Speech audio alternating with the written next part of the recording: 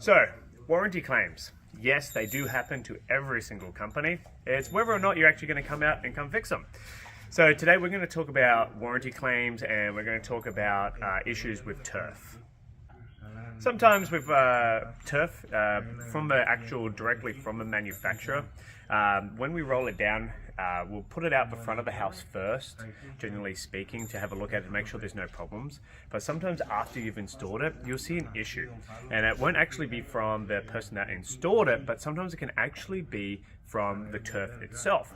What can happen is a huge assembly line. They're pumping out thousands of rolls per square foot per second, and once in a while they just leave it for a couple of seconds and a row of the turf can be facing the wrong way. There can be a slight little incorrect problem in there, and it just gets missed even when you put it out in front, and because it comes all laid down originally, sometimes it's just hard to see.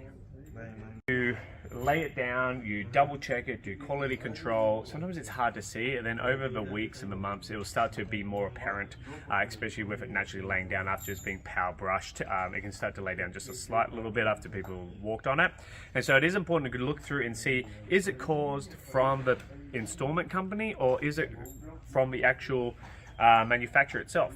The company, whoever put your turf in, will come out and survey and have a look. Every single company has a different warranty. With this one, it was a actual genuine warranty claim for the on the manufacturer side. There was an issue with the actual turf.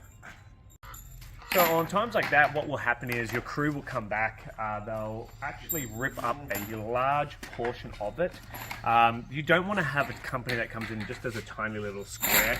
Sometimes that's okay, but it's pretty rare. A good installer will be able to make it so you can't see that anyway. However, half the time the whole patch has to be kind of replaced.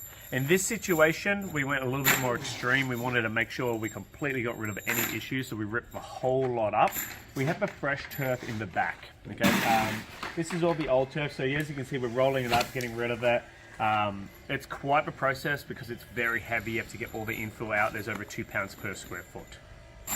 Some small tips and tricks when it comes to this. With your installment company, you really want to make sure they contact their manufacturer and they find the batch number of exactly what turf they produced.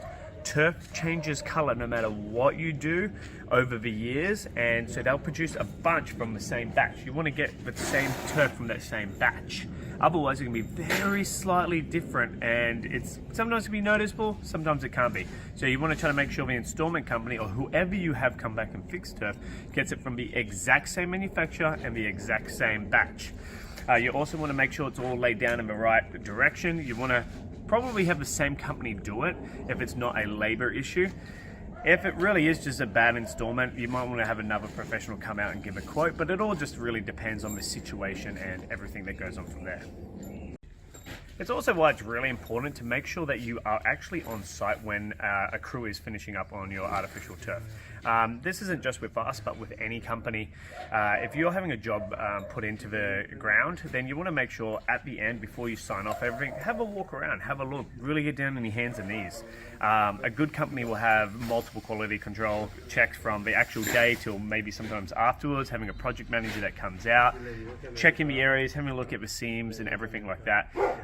Time can sometimes tell, like I said at the start, but however, I would say 95% of the issues are kind of present on the finished day anyway.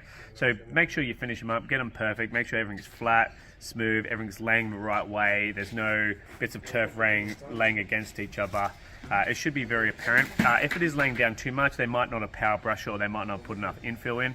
There's lots of little things that they can do on the day to fix it. However, if it is a turf issue in the sense of it's just a defect, you can't fix that. You just have to go, they have to go back, get new turf and bring it all the way back. Hopefully they've laid it out in the front at the start so that way you can see it, and hopefully it's very apparent.